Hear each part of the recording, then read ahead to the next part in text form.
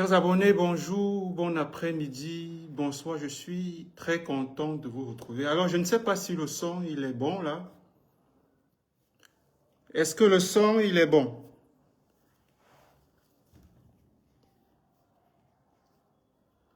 Alors, je ne sais pas, je voudrais que quelqu'un me confirme si le son, il est bon. Je ne sais pas si vous m'entendez. Est-ce que vous m'entendez?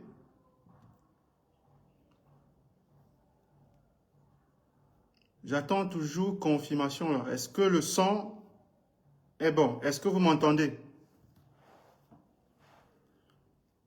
Je ne sais pas si quelqu'un peut me confirmer dans les commentaires si le son est bon.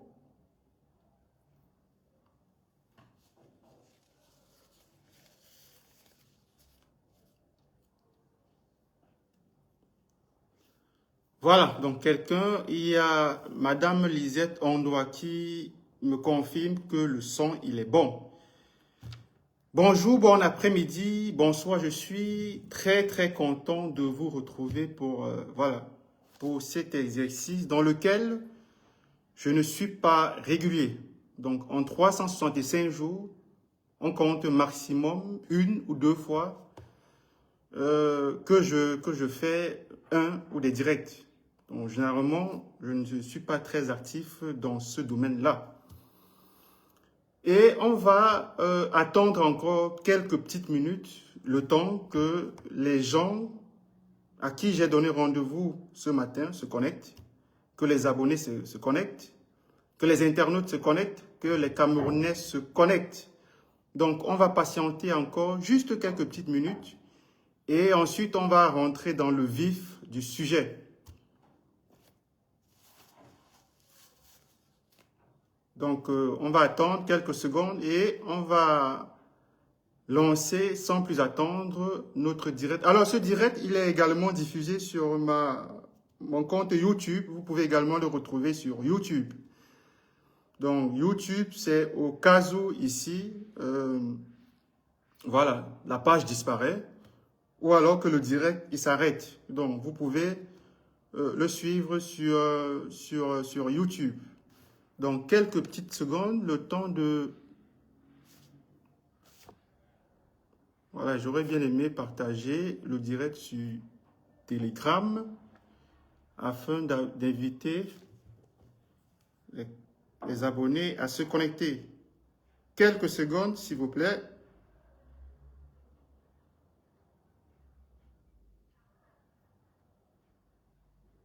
Quelques secondes, s'il vous plaît, le temps de partager le direct sur Telegram.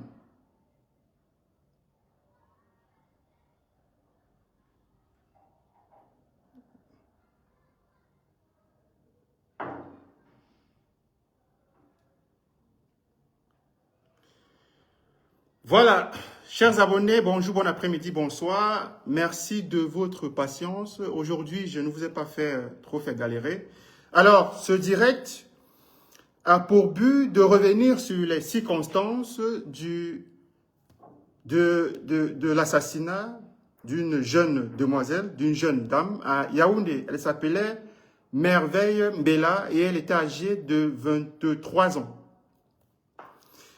Hier matin, il y a une nouvelle qui s'est répandue dans les réseaux sociaux, information selon laquelle une jeune femme sortie avec ses copines pour prendre un pot a été laissée en compagnie de certains hommes, de certains individus rencontrés dans un lieu de joie, dans un bar, dans un snack.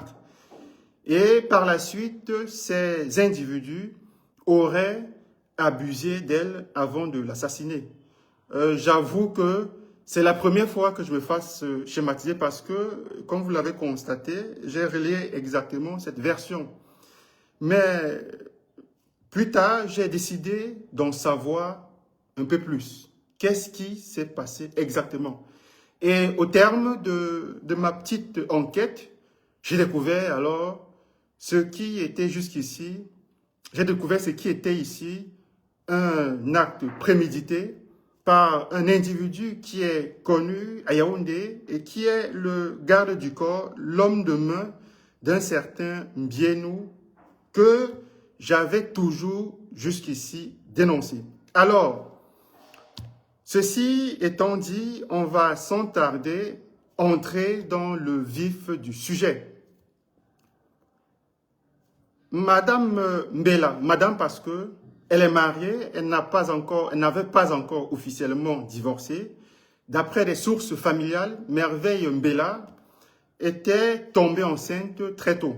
Et ses parents lui avaient demandé tout simplement d'épouser le père de son enfant, ce qui d'ailleurs fut chose faite. Sauf que par la suite, les choses se sont corsées lorsque Madame Mbela a décidé de retourner chez ses parents après avoir subi des violences conjugales. Alors là, c'est une source qui m'est venue au sein de la famille.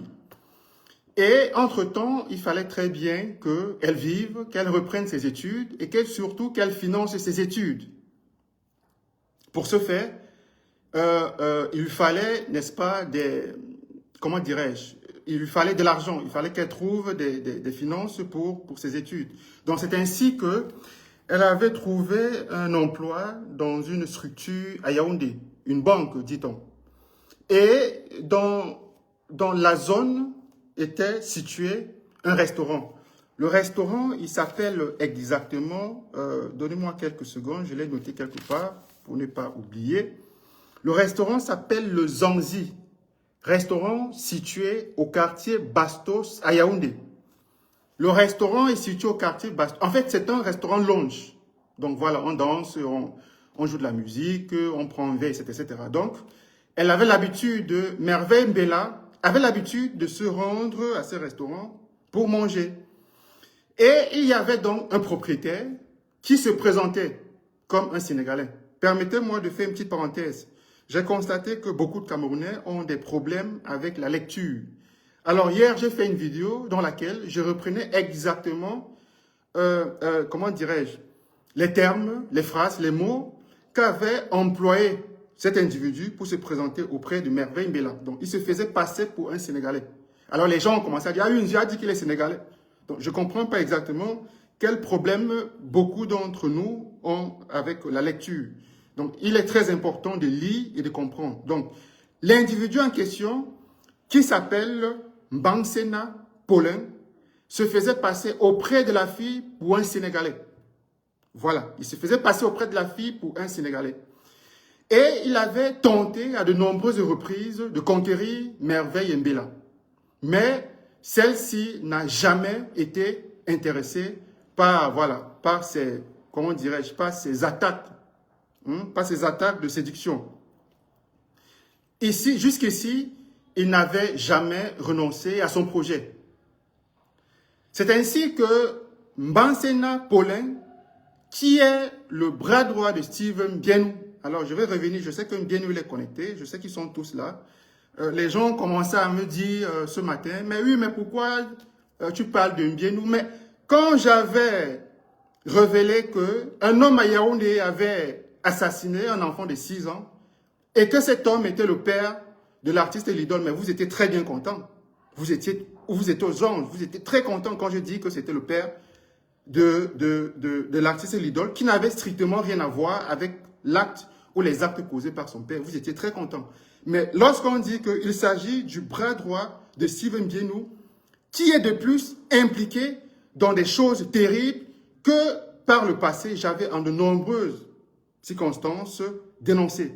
Alors, je constate également que la précarité, la pauvreté au Cameroun a rendu des gens, je ne sais pas, des gens ont perdu le cerveau en fait. Des gens idolâtres sont tombés dans une espèce d'idolâtrie à l'endroit de certaines personnes. Je ne sais pas exactement ce qu'elles donnent, ce que ces personnes leur donnent. Et il est donc difficile, il vous est donc interdit de critiquer cette personne sans que l'on vous taxe de jaloux, de méchant, de je ne sais pas trop quoi. Mais je vais revenir sur les termes jaloux, puisque beaucoup de personnes m'accusent d'être jaloux de Mbienou et surtout d'être un pauvre. Voilà, je fais ça parce que je veux en rentrer dans ses bonnes grâces pour qu'il me donne de l'argent. Alors, je vais répondre à cette stupidité au courant de notre entretien. Alors, je reviens, je referme la parenthèse. Mbansena Paulin décide de mener des enquêtes, également grâce à ses contacts, pour avoir des informations concernant cette jeune et ravissante femme qui vient constamment dans sa structure. Et il découvre que Merveille Mbela travaille, bien entendu, et qu'elle se rend régulièrement dans une structure, plus précisément un centre de beauté qui appartient à sa mère. C'est ainsi que Mbansena Paulin décide d'appeler la structure en question et prétend vouloir s'y rendre pour effectuer les soins de beauté. Je ne sais pas s'il voulait se faire une manicure, une pédicure, j'en sais rien, mais il a dit qu'il voulait se faire des soins. C'est ainsi qu'il se rend dans cette structure et pendant plusieurs heures, jusqu'à la tombée de la nuit, 20 heures plus précisément, il tient compagnie à la maman et à Merveille Mbela. Il faut qu'on se comprenne parfaitement. Et 20 heures, il arrive, le soir il arrive, la maman et sa fille veulent rentrer. Tel un bon samaritain, Mbansena Paulin propose de les raccompagner à leur domicile. Elles acceptent tout naturellement. Et ils prennent ensemble la route. Quelques mètres plus loin, il effectue un arrêt. Il prétend une nouvelle fois vouloir effectuer des achats. C'est ce qu'il dit. Et il demande donc à être accompagné. Sauf que Merveille commence à avoir des doutes. Elle le manifeste à l'égard de sa maman. Et lui souffre qu'elle ne sent pas, ce monsieur ne le sent pas. Mais d'après les informations que j'ai eues, la maman ignore, on va dire, cet avertissement et se rend à je crois, une supérette ou une épicerie où effectivement des achats ont été effectués, y compris, voilà, parmi lesquels, excusez-moi, je ne sais pas qui sonne à ma porte là, 2 secondes, je ne sais pas, peut-être qu'Atanga vient me kidnapper.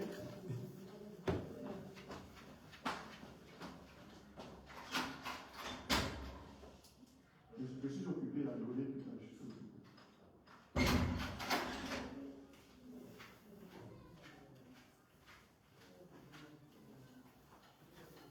alors, Dieu merci, ce n'est pas les abeilles comme on voyait, voilà, ni les serpents, je suis là devant vous et en vie. Donc, je reprends mon propos. Donc, en cours de chemin, ils s'arrêtent, ils marquent un arrêt, ils font des achats, et à son retour, il a des bouteilles de whisky. Donc, la jeune femme, elle est étonnée, elle lui demande, mais tu m'avais dit que tu es sénégalais, à ma connaissance, les Sénégalais, qui sont majoritairement musulmans, ne consomment pas d'alcool. Et il s'encastre ou il s'enchevêtre dans ses excuses, dans ses explications. Ah non, mais c'est un ami qui m'a demandé d'acheter machin truc. Et les 3 individus reprennent le chemin jusqu'au domicile de la maman. C'est ainsi que Merveille souffle à sa maman qu'elle a très faim et qu'elle n'a pas eu le temps au courant de la journée de manger. Donc sa mère lui répond que voilà, malheureusement à la maison, il n'y a pas de nourriture, etc. Mbansena Paulin, qui a entendu la conversation entre mère et fille, une fois de plus, se propose de se rendre en sa compagnie à son restaurant pour récupérer la nourriture qui se trouve en abondance pour la lui offrir. Donc, il convainc Merveille qui monte dans son véhicule, direction le restaurant situé au quartier Bastos. Et c'est en ce moment où le mystère apparaît, puisque la maman restée à la maison attend pendant toute la soirée, pendant toute la nuit, que sa fille revienne, mais malheureusement, sa fille n'est jamais revenue. Et cette soirée, c'est-à-dire entre la soirée d'avant-hier et hier matin, il y a donc cette version complètement farfelue qui est créée et injectée dans l'espace public. Version selon laquelle il y a une jeune fille qui est sortie, voilà, avec des copines, et voilà, la suite vous le connaissez. Elle est sortie avec ses copines pour aller prendre un pot, elle était en compagnie de certains hommes qui lui ont fait ceci et qui l'ont assassiné. Donc une version totalement comment dirais-je, une version totalement bête. Donc, Monsieur Mbansena Paulin, tôt le matin, aux environs de 7h30, 8h, se présente au domicile de la maman et lui dit que c'est très grave, sa fille se trouve dans un état grave, très inquiétant, et a été évacuée dans un hôpital de la place. Mais la maman, elle ne comprend pas. Mais hier soir, tu t'es servi ma fille était bien importante. Qu'est-ce qui s'est passé pour que soudainement tu me dis que ma fille ne va pas bien? J'ai essayé toute la soirée d'hier de l'appeler. Qu'est-ce qui ne va pas? Alors il presse, il charge la maman. Ah non, il n'y a pas le temps pour les explications. Suis-moi, c'est grave, allons à l'hôpital. Donc, ils arrivent à l'hôpital et la maman donc est dirigée vers un médecin ou un docteur. Elle veut comprendre ce qui se passe. Elle essaie d'avoir des informations sur l'état de sa fille qui, dit-on, est dans une situation très très grave. Et elle tombe des nues lorsque ce personnel soignant lui fait savoir que sa fille est arrivée là étant morte. Sa fille est arrivée là étant morte. Donc pendant ce temps, Mbansena Paulin, qui est, je le rappelle, qui est un élément de l'armée camerounaise. Il est en fonction à la direction des sports, des activités culturelles et artistiques du ministère de la Défense. C'est un élément de l'armée camerounaise. Donc, entre la période des faits, c'est-à-dire avant-hier soir et hier matin, ils se sont arrangés pour créer de toutes pièces un scénario qu'ils ont contacté les gens dans les réseaux sociaux, afin que la fausse version soit diffusée pour brouiller les pistes. Et j'avoue que pour la toute première fois, moi-même, je suis tombé dans le schéma parce que j'ai relayé effectivement cette version. Sauf que la différence entre moi et les autres, c'est que moi ne me schématise pas longtemps. C'est très difficile de me schématiser longtemps. Ça ne dure pas les schémas lorsque j'entre dans les schémas. Et si la vérité n'était pas sortie, cette affaire aurait disparu. Et jusqu'ici, il y a un silence qui règne. Il y a un silence qui règne sur cette affaire parce qu'il s'agit en effet d'une pègre constituée des tueurs en série, dont la plupart se trouvent dans l'armée camerounaise. On va continuer. Alors, quand il y a dans cette fausse version qui est mise sur la place publique, la famille qui est inquiète et qui voit très exactement la direction que prend cette affaire, décide de contacter un oncle qui lui-même est commandant. Un commandant.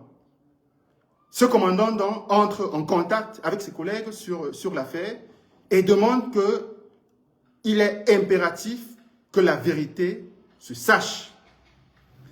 C'est ainsi que M. Mbansena Paulin est interpellé par les éléments du CED. Alors, je vais vous montrer la photo de son interpellation et ceci va confirmer l'amitié, la fraternité qui existe entre Mbansena Paulin et ses collègues ont maintenu. Alors, donnez-moi juste quelques petites secondes, le temps de trouver cette photo. Cette photo qui est là quelque part. Voilà. Voici Mbansena Paulin. Il est là avec un ensemble carrelé. C'est lui qui est là. À côté de lui, il y a un gendarme. Alors, c'est quelqu'un qui vient d'abuser sexuellement d'une jeune femme, qui vient de l'assassiner, qui est interpellé, qui n'a pas de menottes. Il n'a pas de menottes et il est assis avec celui qui est interpellé, en train de causer, amicalement. Vous voyez, là. Là, c'est lors de son interpellation. Il n'a pas de menottes, rien du tout. Alors, on va continuer.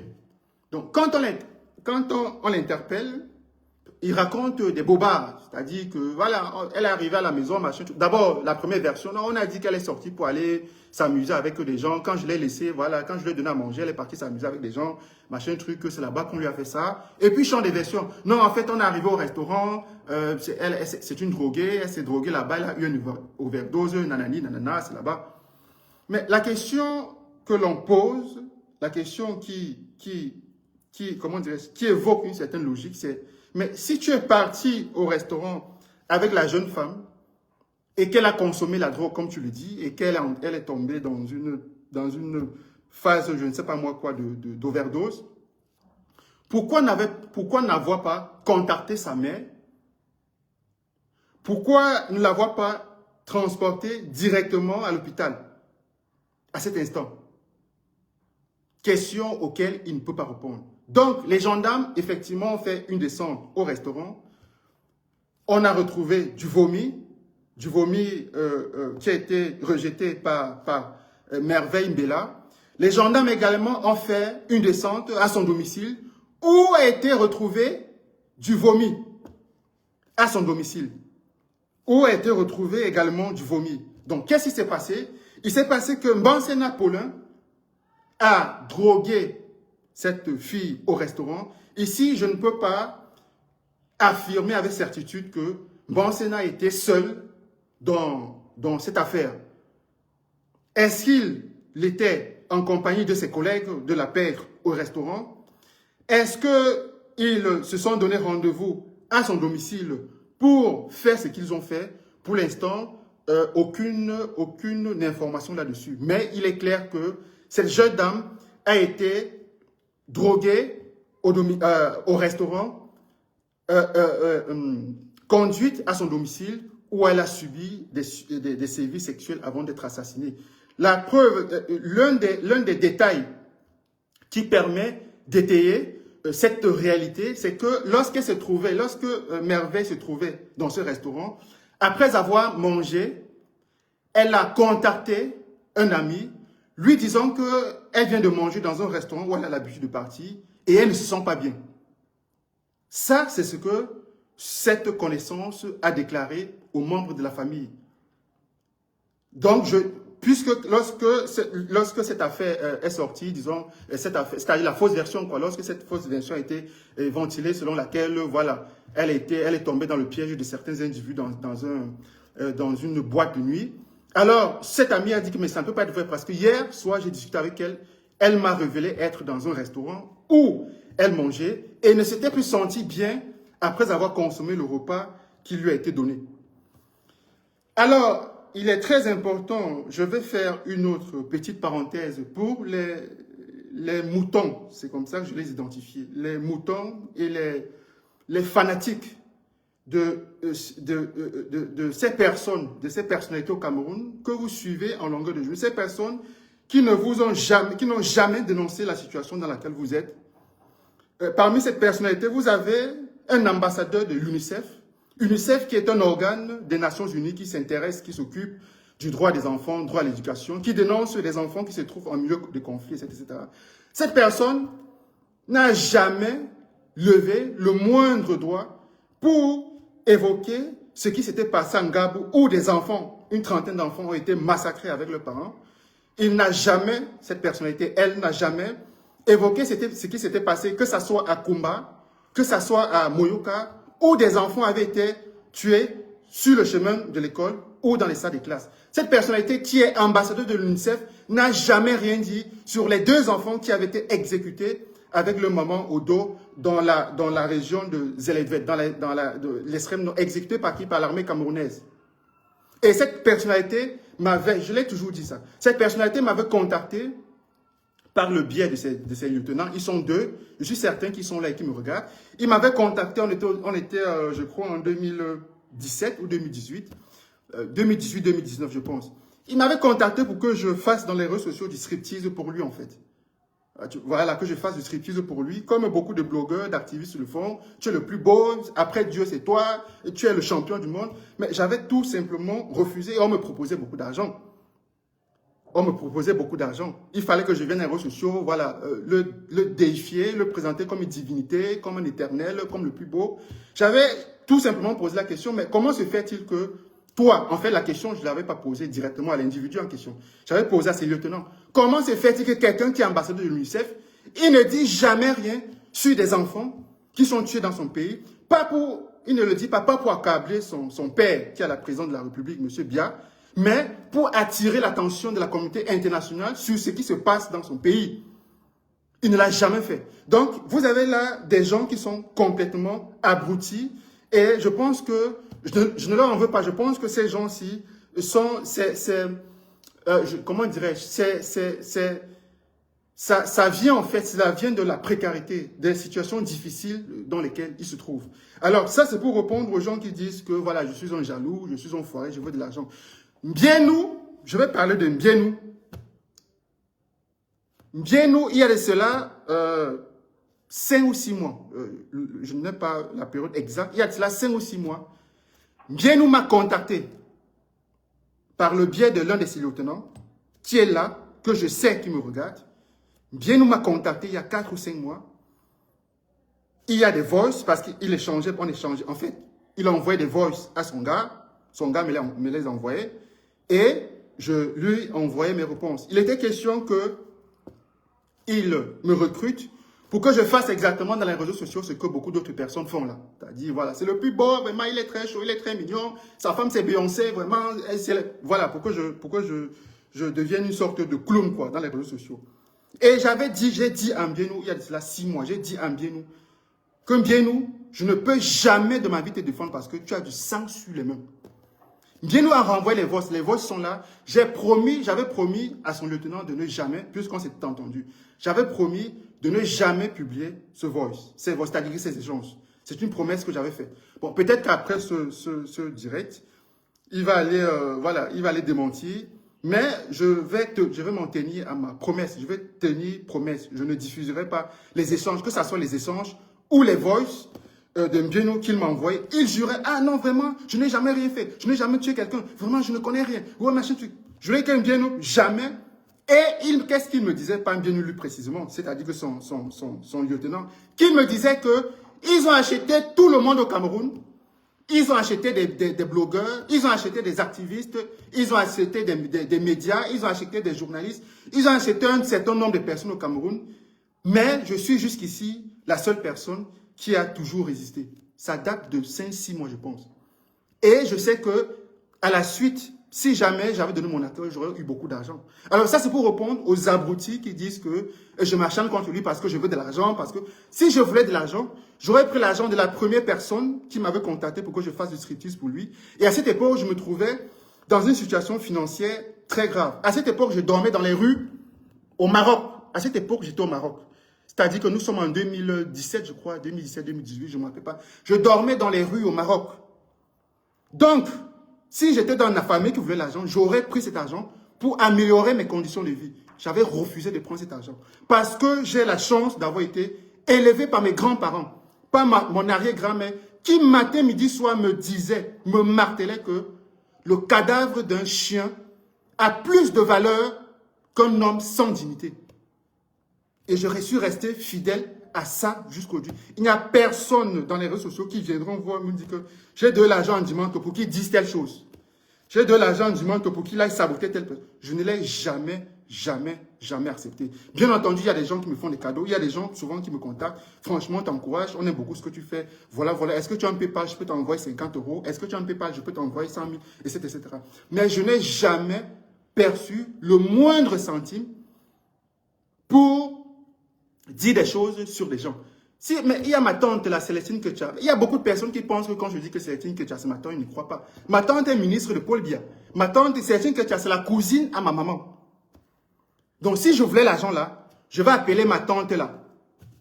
Il y a maman, avant, on dit que, Menouli, vraiment, ça ne va pas sur moi. Tu fais comment, maman? Paye-moi un billet d'avion, je rentre au pays. J'applaudis Paul Biya matin, midi, soir.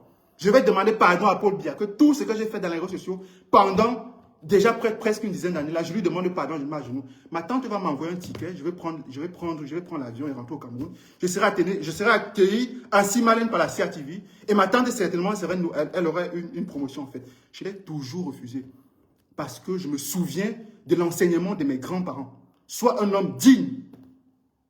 Il est important. Donc quand vous venez là, vous qui n'avez ni pas d'électricité, pas d'eau, pas d'infrastructure de santé, on vous tue au quotidien comme des canards. Je suis certaine que cette petite fille de Merveille Mbela fait partie de ceux et celles qui, matin, midi, soir, m'identifiaient comme celui qui est un haineux, qui est un suprémaciste bamléké, qui veut chasser Paul Biya pour mettre son frère Kamto Bamléké au pouvoir, qui déteste le Cameroun. Je suis certain sûr, mais je l'ai toujours dit, ton tour va arriver, et c'est une question de temps. Et quand ton tour va arriver, je serai là pour publier. Alors, il est important que cette parenthèse soit faite. Donc, ce n'est pas tout le monde qui est achetable. Ce n'est pas tout le monde qui est mendiant. Ce n'est pas tout le monde qui est là parce que on veut, comment dirais-je, on veut s'en prendre aux gens pour en retour recevoir de l'argent. Donc, voilà, il est important que je fasse cette précision. Pourquoi est-ce que Mbienou est cité dans cette affaire? Mbienou est cité dans cette affaire. Bon, il n'est pas directement impliqué dans le décès de cette jeune femme. Mais il s'agit de son bras droit avec qui ils ont fait des choses mauvaises au Cameroun par le passé, choses que j'avais dénoncées à cette époque. À cette époque, toujours quand j'ai dénoncé, oh ouais, vraiment tu es jaloux de Mireille Blanche, c'est parce que tu veux épouser Mireille Blanche, machin, truc, tu dragues Mireille Blanche, nanani, nanana. Ah, mon frère, nous on n'a rien, on n'a pas de l'argent, nous ne sommes pas beaux, je vais faire comment pour voir Mireille Blanche? Moi-même, je sais que ce n'est pas mon niveau. Mireille Blanche, c'est le mont Everest là. C'est-à-dire que moi, je suis quoi? Je suis rien. Je ne suis même pas la colline de Baranté. Donc, là maintenant, il faut qu'on mette les choses au clair. Je vais rassurer leurs fanatiques, hein, leurs idolâtres, que vraiment, ce n'est pas mon niveau. Vraiment, je ne peux pas. Voilà. Donc, M. Mbienou et son bras droit et son bras noir, Mbansena Paulin. Avant qu'il ne soit son bras droit, permettez-moi de vous montrer une photo. Permettez-moi de vous montrer une photo. Alors, cette photo, par exemple, vous avez ici Mbansena Paulin, il est là. L'homme qui a enlevé, qui a drogué et qui a assassiné la jeune Merveille Mbela. Il est là, le bras droit de Mbienou. Et Mbienou lui-même, il est là. Je ne sais pas si vous voyez bien là, c'est là. Les deux sont là. Très bien. Avant que M. Mbansena Paulin, qui est, il est important que je rappelle, est un élément de l'armée camerounaise, avait pour bras droit un certain Njona Hubert. C'est Njona Hubert qui était chargé d'effectuer du sale boulot pour Mbienou. C'est lui qui transportait des valises d'argent, c'est lui qui partait effectuer des missions assez obscures. C'était lui qui servait de courroie entre Mbienou et un certain nombre de personnalités au Cameroun. Il se passe quoi? Il se passe que Mbienou, là nous sommes en 2022-2023. Je pense, 2022-2023. J'espère que je ne raconte pas de bêtises. Donnez-moi quelques secondes pour que je vérifie là. Je ne vais pas vous raconter des bêtises. Voilà, nous sommes en 2023, 2022-2023. Donc, monsieur, comment il s'appelle? C'est Kouadjo, c'est ça? C'est Kouadjo, Mbienou, veut se débarrasser de l'un de ses plus proches collaborateurs qui est une menace au sein de la structure OneXBet. Permettez-moi de prendre un petit verre d'eau.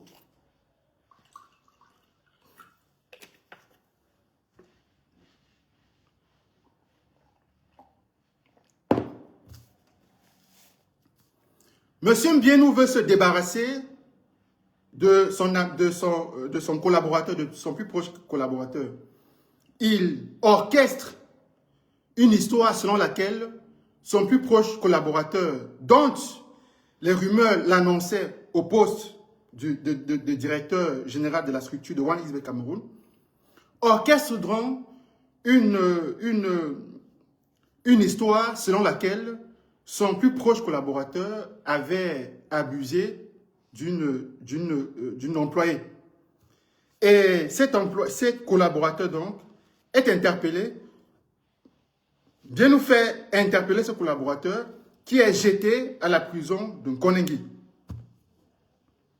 Et il était donc question que ce collaborateur, qui même en prison représentait un sérieux danger, une sérieuse menace pour Mbienou, il fallait l'éliminer au sens propre du terme.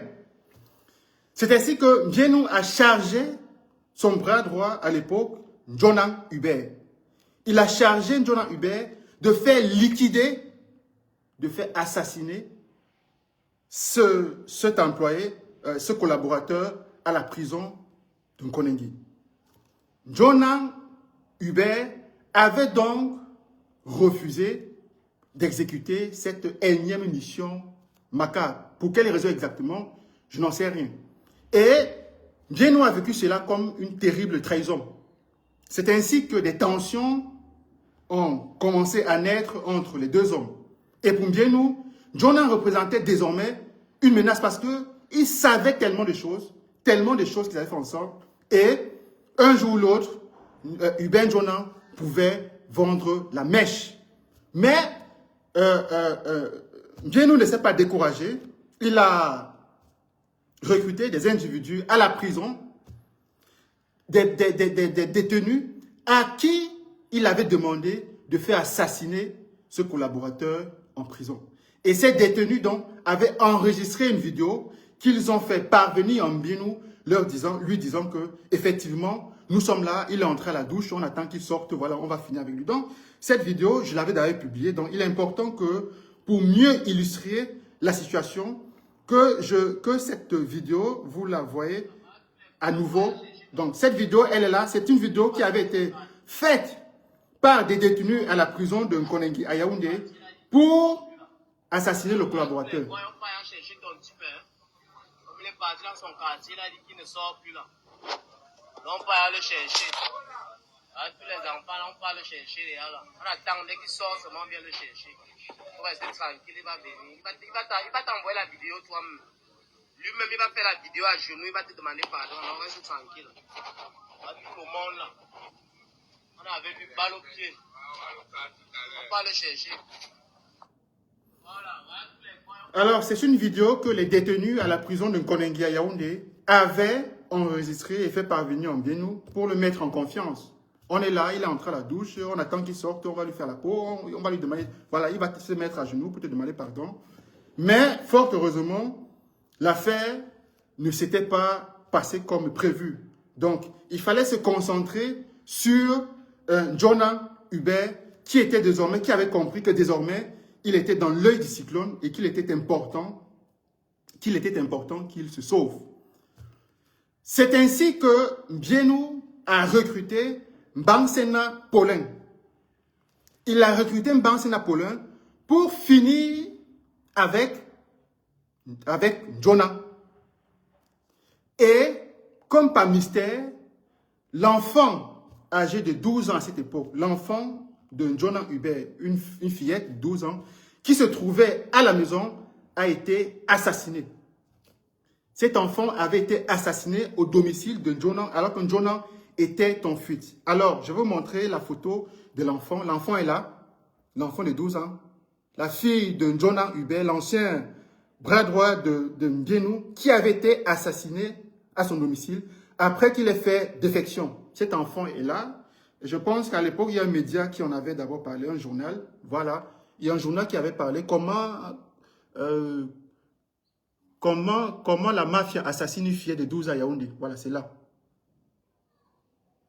C'est un journal du lundi 18 septembre 2023. C'est là, comment la mafia assassine une fillette à Yaoundé. Et donc, quand ils assassinent l'enfant de Njona, il faut en finir, pas seulement avec Njona, mais également avec sa famille. Donc, Njona était en fuite à l'ouest, plus précisément à Bafoussam. Et ils ont contacté, Biennou a contacté un certain Choya Thomas, à l'époque commandant gendarmerie territoriale de Nkondombo. C'est lui qui était chargé de traquer Njona à Bafoussam et de le liquider. Ce commandant en question, il est là.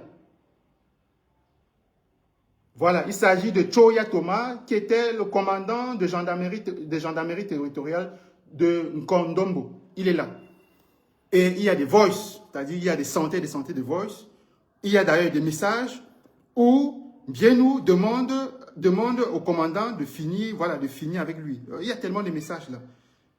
Si vous me permettez, je peux en lire quelques-uns.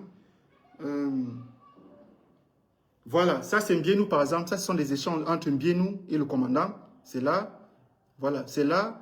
Je lis pour vous. Je mets les dispositions grand. Le commandant qui répond super. Grand, n'oublie pas d'appeler Hubert. Flatté qu'il fasse sa vidéo. Donc, à cette époque, Hubert Njona avait donc décidé de choisir les réseaux sociaux pour s'exprimer. Et il faisait un certain nombre de révélations. Donc, il était question de séduire Njona en passant par le commandant, lui demandant de supprimer des vidéos. Donc, il y a eu un appel entre les deux là. Un appel à 9h05. L'appel a eu là. Et par la suite, c'est bon. Donc, comment il s'appelle? Comment il s'appelle? Mbienou qui dit au commandant, c'est bon, je t'ai fait un OM pour le carburant, 500 000 francs CFA. C'est là. 500 000 francs CFA. 500K. Je t'ai fait un OM pour le carburant, 500K. Je te fais un OM pour le carburant, le déplacement. C'est toujours Mbienou qui est là, qui discute avec lui. Si on ne l'arrête pas aujourd'hui, il va faire beaucoup de dégâts. Mon grand, merci pour tout. C'est vrai que c'est rien, mais vraiment, je te réserve un grand cadeau comme tu l'imagines pas. Ma mère pleure déjà là-bas partout avec ce qu'il a mis sur Facebook. Donc, c'est des échanges en fait. C'est des échanges et des échanges. Et qu'est-ce qu'ils ont fait à Bafoussam? Ils ont kidnappé la femme, l'épouse de Njona. Ils l'ont kidnappé à Bafoussam. Ils l'ont kidnappé à Bafoussam. Et ils lui ont demandé, appelle ton mari pour qu'il se rende. Appelle ton mari pour qu'il se rende. Donnez-moi juste quelques secondes là. Il y a tellement d'éléments. Voilà, c'est un peu confus tout ça. Il y a tellement d'éléments. Lorsqu'ils ont kidnappé à Bafoussam, l'épouse de Njona, pour faire pression sur Njona afin qu'il se présente. Ça, il s'agit du commandant. Ce commandant même, il avait été interpellé suite à ces nombreuses révélations. Il avait été interpellé. Je crois qu'il a fait une connerie pendant, je ne sais pas, 3 ou 4 mois. Après, on l'a libéré et il a été déchu. Voilà, il a été déchu de son poste. Il a été chassé. Il n'est plus du tout commandant. Donc, le commandant enlève la femme de Njona et kidnappe le frère de Njona. Il kidnappe le frère de Njona et envoie donc les images à Mbienou, lui disant que on a juste kidnappé son frère, on n'a pas pu le kidnapper. Donc, ce message-là, l'échange, ce sont des photos qu'il envoie. Ça, c'est le frère de Njona que le commandant et toute son équipe avaient fait interpeller. Envoyé à Mbienou pour dire que voilà, on a pu arrêter son frère. Voilà, je lis le message. Et maintenant, il y a Mbienou qui dit au commandant, on n'a pas pu arrêter Hubert. Apparemment, Hubert est au courant, il va encore gravement me saboter. Donc, ça, c'est le message. Donc, il est important que je revienne sur ces éléments pour que vous compreniez à quel point au Cameroun, le Cameroun n'est pas une jungle en fait. Ça serait une insulte à l'endroit des animaux parce que dans une jungle, la jungle, elle est régie par des lois animales. Alors, chaque espèce animale a son territoire bien défini où elle ne peut pas traverser pour aller sur notre territoire. Donc, il y a au moins des lois. Le Cameroun est gangréné par des gangsters qui, comme des cellules cancéreuses, se sont incrustés dans l'administration, dans la police, dans la justice, etc. C'est une favelas, en fait. Et à cette époque, lorsque j'avais exposé cette situation, j'avais également exposé cet individu de Mbansena à cette époque. Si nous étions dans un pays sérieux, le monsieur aurait été interpellé parce qu'il était soupçonné de faire partie du commando qui avait assassiné l'enfant de 12 ans. Si on l'avait interpellé et que la vérité avait éclaté, je pense que cette fille de merveille, Mbela, serait encore en vie aujourd'hui. Cet enfant serait encore en vie aujourd'hui. Donc, il est important. Et ce Mbansena Paulin est l'individu qui, pendant longtemps, a transporté des mallettes d'argent. 300 millions, 150 millions, 50 millions, 450. Il transportait cet argent. Il allait voir un certain Mbapou. Vous connaissez bien Mbapou Parfait avec l'affaire de l'Amira Fouda. Vous voyez, donc on est là au cœur de quelque chose qui touche toute la République. Et cet argent était pour corrompre les magistrats. Vous vous souvenez des échanges que j'avais d'ailleurs publiés, ou bien nous envoyer le message à tel magistrat, donne 7 ans à telle personne, c'est-à-dire un civil, donne 7 années à telle personne, voilà, tu vas lui donner 14 millions, il donne 7. C'est exactement ce qui se passe, par exemple, avec ce qui se passe avec Gâteau, le comédien Gâteau, que moi, personnellement, je n'ai pas beaucoup de sympathie parce que je ne dirais pas qu'il mérite ce qui lui arrive. Mais je ne pense pas qu'on va interpeller quelqu'un, le placer en cellule, uniquement parce qu'il a dit qu'il y a de cela 5 ans, il y a de cela 10 ans, X ou Y sortait avec tel homme ou avec telle femme. Et à cette époque, elle n'était même pas mariée. Donc, comme c'est eux qui ont la justice au pays, comme c'est eux qui ont les commandants, les commissaires, les préfets, les sous-préfets et tout, ils ont fait enlever Gateau et Gateau se trouve aujourd'hui en cellule. Et ce même Gateau, au plus fort de cette histoire, alors que cette histoire de Jonah était révélée dans les réseaux sociaux, Gateau fait partie des personnes qui m'accusaient de saboter Mbienou, de vouloir prendre son argent, de vouloir qu'il me donne aussi de l'argent. C'est exactement ce que ce Gateau faisait. Il m'a chargé pendant des jours et des jours dans les réseaux sociaux. Je suis en train de le saboter, c'est parce que je veux de l'argent. Et aujourd'hui, c'est le même Mbienou qu'il avait payé hier de venir me contredire dans les réseaux sociaux, qui le fait kidnapper et qui le fait séquestrer. Donc, il est important que vous preniez conscience de la situation. Donc, moi, je m'attendais à ce qu'on me dise que peut-être Gateau a dit des choses graves. Mais est-ce que le fait de dire que telle personne sortait avec telle personne en telle année te vaut un kidnapping et une séquestration? Donc, pour les personnes qui sont des moutons éclairés, qui suivent des gens, qui suivent ces gens, doivent savoir qu'un jour ou l'autre, ça va vous arriver soit à vous, soit à votre soeur, soit à votre frère. Il faut avoir du discernement. Dire des choses lorsqu'elles sont justes et dénoncer des choses lorsqu'elles sont fausses. C'est important. Alors, c'est ce Mbansena, pour revenir à ce que je disais, qui transportait des mallets d'argent qui lui étaient confiés par Mbienou pour corrompre les magistrats, les commandants, les commissaires, des gens dans l'armée, etc., y compris un certain Serlin, qui est, je crois, commissaire du gouvernement, etc., etc. Et cet argent donc était reçu par Parfait Mbapou, qui avait donc la mission de dispatcher. C'est lui qui appelait tel, bon, Mbienou a demandé qu'on te donne comme ça, Mbienou a demandé qu'on te donne comme ça, etc., etc., etc. Et je vais vous faire une révélation, je ne vais pas citer les noms, parce que j'ai promis à mes sources de ne pas citer les noms. Mbienou, par exemple, décide que lorsque dans l'affaire Martinez-Oro, lorsque les architectes, une partie des architectes de l'assassinat de Martinez-Oro tombent, c'est une opportunité, un boulevard qui sauve à toute la paix, à Mbienou et toute sa bande. Et il était question pour Mbienou qu'il par l'argent qu'il a, qu'il fasse nommer à la DGRE quelqu'un qui est dans l'armée, fait nommer à la DGRE quelqu'un qui va prendre la tête de l'Institut à la place comment il s'appelle, de Eko qui se trouve jusqu'aujourd'hui en Konengi. Et Mbienou a payé, tenez-vous tranquille, la somme de 300 millions de francs CFA. C'est un Mbansena qui portait des mallettes. Et cet agent était en direction du contre-amiral Fouda, qui est la présidence de la République, qui a nié, c'est pas moi qui suis dans les voies, je n'ai rien à voir. C'est bien lui qui est dans ces voies.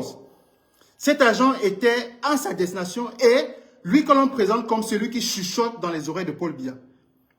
Il était donc question qu'il aille caresser l'oreille de Paul Biya afin que Paul Biya nomme cette personne qui était choisie par Mbienou. Le but de toutes ces transactions était d'assurer les arrières de cette organisation criminelle. Comment dirais-je moi, d'assurer l'existence et même la survie de ces criminels qui gangrènent l'administration, qui gangrènent la gendarmerie, qui gangrènent l'armée, qui gangrènent les postes de police, de commissariat, etc. au Cameroun. Et l'amiral Fouda avait pris cet argent, il a mangé. Il a mangé cet argent en disant c'est-à-dire aux intermédiaires que je ne peux pas accepter qu'un civil choisisse quelqu'un à ma place. Si c'est un militaire, c'est-à-dire que si c'est un collègue dans l'armée qui avait dit que bon, on va activer notre réseau pour que tel collègue soit à la DGE, il aurait accepté, mais il ne peut pas accepter que ce soit un civil, c'est ce qu'il avait dit. Et donc, le message était parvenu donc à Mbienou. Mbienou a pété un câble et il a donc commencé à contacter certains pros disant que voilà, on m'a niqué 300 millions de francs CFA. C'est à partir de là que les problèmes de Mbienou commencent au Cameroun. C'est à partir de ce... Mais est-ce que Mbienou vit encore au Cameroun? Mbienou ne vit plus au Cameroun. Mbienou a fui pour aller à Dubaï. C'est vrai que constamment, voilà, il vient sur au Cameroun, il fait, je sais pas moi, 1 semaine, 2 semaines et puis il repart. C'est à partir de cet instant que les problèmes de Mbienou commencent. Et je vous ai dit tout à l'heure que Mbienou m'avait contacté il y a cela 4 mois, je pense, pour que je sois sa stripteaseuse, sa danseuse. Pourquoi? Parce que ses amis du système avaient conçu un document que j'ai reçu, que j'ai ici avec moi. J'ai juré, j'ai promis de ne pas publier ce document. Je ne l'ai jamais publié. Ils avaient donc lancé un avis, je crois c'est un avis de recherche contre Mbienou, parce qu'ils accusaient Mbienou de financer Maurice Kamto. Est-ce que vous comprenez ce que je vous dis? Donc, quand Mbienou s'est retourné contre... En fait, il ne s'est pas retourné, c'est-à-dire qu'il n'a pas apprécié le fait d'avoir été niqué par l'amiral, le contre-amiral Fouda. Et il a donc interpellé voilà, les gens de la bande. Voilà, il m'a pris 300 millions. Il était question qu'il mette telle personne à la DG. Voilà. Je ne suis pas content. Et qu'est-ce qu'il fallait faire? Il fallait le réduire au silence. Par quel moyen? Ça, je n'en sais rien. Et plus tard, donc, il me contacte pour que j'assure ses arrières dans les réseaux sociaux. C'est pour vous dire que ceux qui disent que je suis un mendiant, je suis à la recherche de l'argent, je veux que le couple de Beyoncé et de Jay-Z du Cameroun, que je vais danser suffisamment pour qu'ils me remarquent, qu'ils m'appellent pour me donner une coupe de champagne. Si je voulais le champagne, j'aurais eu, je crois, comment on appelle ça? J'aurais eu toute la cave. Il est important. J'aurais eu toute la cave. Quand bien nous m'appeler à 104, j'aurais dit que bon, tu as donné aux gens 500, tu as donné aux gens 100 millions, tu as donné aux gens 50 millions. Je veux aussi 50 millions. Mais j'aurais pris sa personne, n'aurait jamais su. J'aurais pris sa personne, n'aurait jamais su. J'aurais mangé, consommé mon piment. Hein? Je suis un être humain, non? Je suis un homme, je dois aussi vivre. J'aurais pris ça, investi quelque part, et venu là sur Facebook jouer au théâtre. J'ai refusé. Bien où il est là, il me regarde. Ces gens sont là, ils me regardent. Ils savent que ce que je dis est vrai. Je sais qu'après cette sortie, ils vont là, mais c'est faux, machin, truc. Mais malheureusement, je ne pourrais pas publier, que ce soit les audios, que ce soit les échanges par message, parce que j'ai promis à son lieutenant, j'ai fait le serment de ne pas diffuser et je ne les diffuserai pas. Donc, il est important que vous compreniez qu'on peut être pauvre et avoir un certain nombre de dignités. On peut être digne dans sa misère, on peut être digne dans sa pauvreté. Donc j'avais dit à Mbienou que je ne vais jamais, au plus grand jamais te défendre. Parce que tu as du sang sur le main.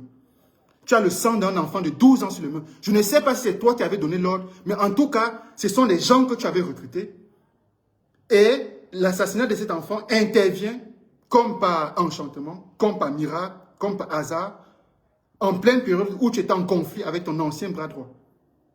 Et c'est toi qui as fait kidnapper sa femme à Bafoussam. C'est toi qui as fait kidnapper son frère. C'est toi qui as organisé l'assassinat d'un collaborateur en Koningui. Tu as orchestré. Fort heureusement, il n'a pas été éliminé. Donc, il n'est pas question que moi, je vienne dans les ressources du front. Ça ne se fera jamais. Donc, je préfère mon statut de jaloux, d'aigri, d'affamé. Ça me convient parfaitement. Mais comme vous le constatez, j'ai de l'eau. Donc voilà. Contrairement à vous qui n'avez pas d'eau, qui n'avez pas d'électricité, qui n'avez pas de lumière et qui n'avez rien du tout. Important.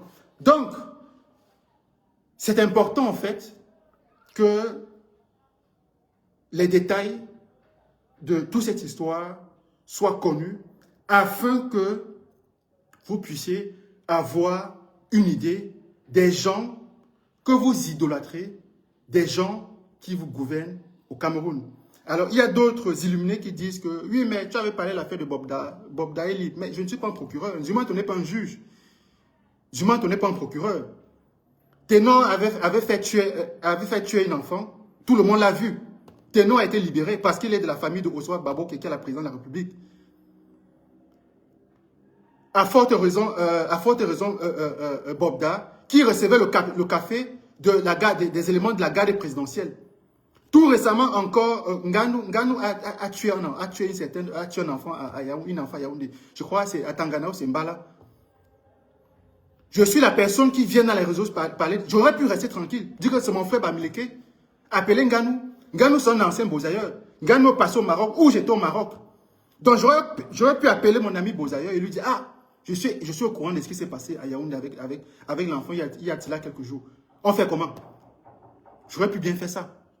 Si j'étais là que pour de l'argent, pour m'enrichir, j'aurais très bien pu faire ça. Mais Nganou, je l'ai dénoncé, mais est-ce que Nganou n'est pas libre? Est-ce que je suis le procureur pour aller faire interpeller Nganou? Est-ce que je suis un juge pour condamner Nganou? On l'avait vu dans l'affaire Martin Camus, qui avait drogué une gamine dans son bureau à Douala à coup de Jack Daniels, etc. et qui avait abusé d'elle. Est-ce qu'ils ont fait 6 mois à Nubel? Je sais que s'ils ont fait 6 mois. Mais est-ce qu'ils ne sont pas libres? Ils sont libres. Parce que c'est des gens qui sont importants pour le système, en fait. Parce que c'est des gens qui ont des amis, qui ont des connaissances, qui ont des proches dans le système. Donc, Zumanto, il est important que je le mette dans le crâne de certains écervelés. Zumanto n'est ni un juge, ni un procureur. Je dénonce un fait et je passe à autre chose. Et le but souvent de mes dénonciations est de vous amener à prendre conscience de la situation.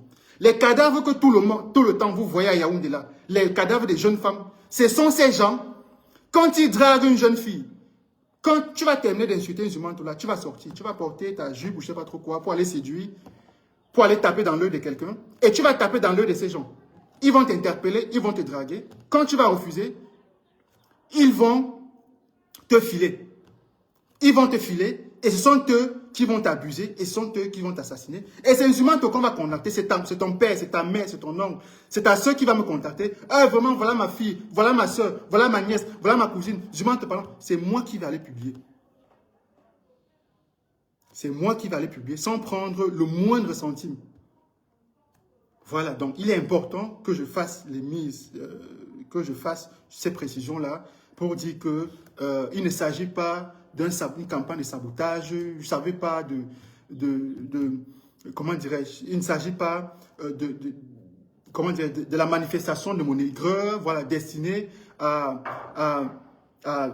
provoquer chez ces personnes-là une sorte d'empathie à mon égard, pour qu'ils pensent que je suis là, qu'ils me donnent de l'argent. Il n'y a pas que de l'argent dans la vie, mes chers amis. C'est très important. Il n'y a pas que ça dans la vie. Donc, voilà, je vais bientôt terminer. Ce Mbansena est, depuis hier, interpellé. Et je ne peux pas vous garantir s'il est toujours au CED. Ça, je ne le sais pas. Par contre, hier, il se trouvait au CED. Je ne peux pas vous garantir s'il est toujours au CED. Il est important que je publie, que vous voyez sa photo, de telle façon que, quand vous allez le croiser dehors, dans la rue, dans un restaurant, dans un café, que vous preniez vos dispositions. C'est lui là, il est là. C'est Mbansena là, avec son patron, Bienou. C'est lui là.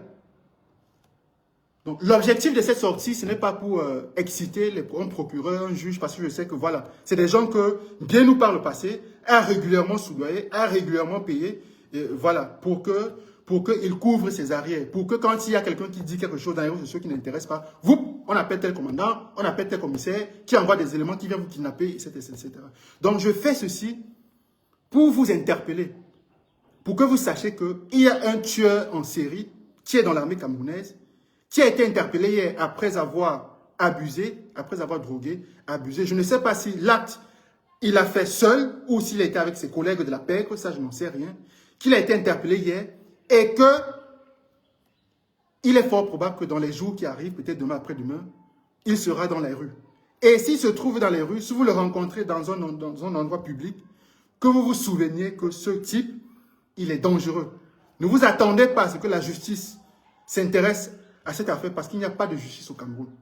Ce sont eux partout qui sont au tribunal militaire, ce sont eux partout qui sont dans la justice, etc., etc., etc. C'était ça, comment dirais-je, le but de cette sortie d'aujourd'hui que je voulais bref.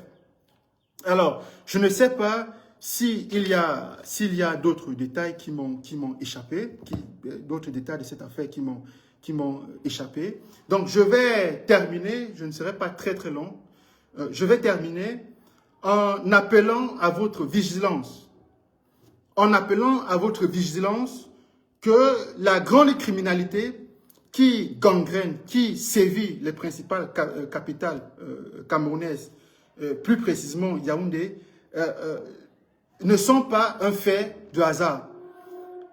Cette criminalité est parfois orchestrée, est parfois exécutée par des personnes qui sont censées veiller à votre sécurité, par des personnes qui sont censées vous protéger. C'était ça le but de ma sortie de ce jour. Et j'espère une dernière fois que vous avez tous mémorisé le visage de Mbansena Paulin, qui s'était fait passer pour un Sénégalais auprès de Merveille, pourtant est camerounais, est élément de l'armée camerounaise, est né dans le nord du Cameroun. C'était très important.